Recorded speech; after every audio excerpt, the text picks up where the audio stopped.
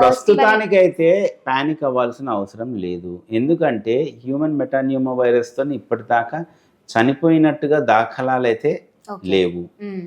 పర్టిక్యులర్‌గా ఇండియాలో అయితే అస్సలు లేవు. ఈ వైరస్ వల్లనే చనిపోయారన్న దాఖలాలైతే లేవు.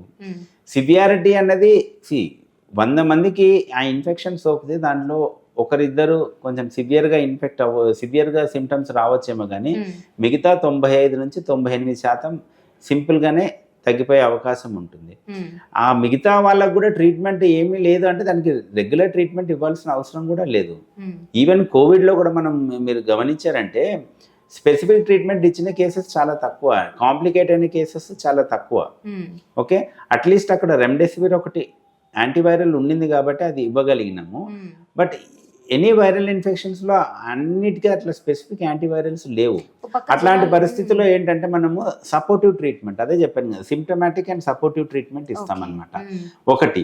అది ఒకటైతే, రెండోది ఏంటంటే ఎప్పుడు కూడా డాక్టర్స్ లేకపోతే గవర్నమెంట్ వరకే రెస్పాన్సిబిలిటీ ఉండదు, ప్రజలు కూడా రెస్పాన్సిబిలిటీ తీసుకోవాలి.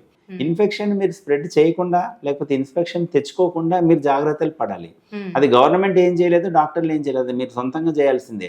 అందరూ చేస్తే ఏమవుతుందంటే ఈ ఇన్ఫెక్టివ్ స్ప్రెడ్ అయ్యే చైన్ కట్ అవుతుంది, ఆ చైన్ ని బ్రేక్ చేయొచ్చు.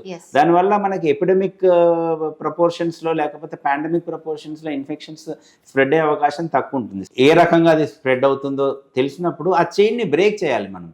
ఆ రెస్పాన్సిబిలిటీ ఎవరి మీద ఉండాలి? గవర్నమెంట్ కర్బ్స్ పెట్టి మళ్ళీ లాక్డౌన్ చేసి ఇవన్నీ అన్నది ఇది కూడా వినిపిస్తోంది. మళ్ళీ ఒకవేళ లేదు నాకు తెలిసి అంత అవసరము కూడా ఉండదు.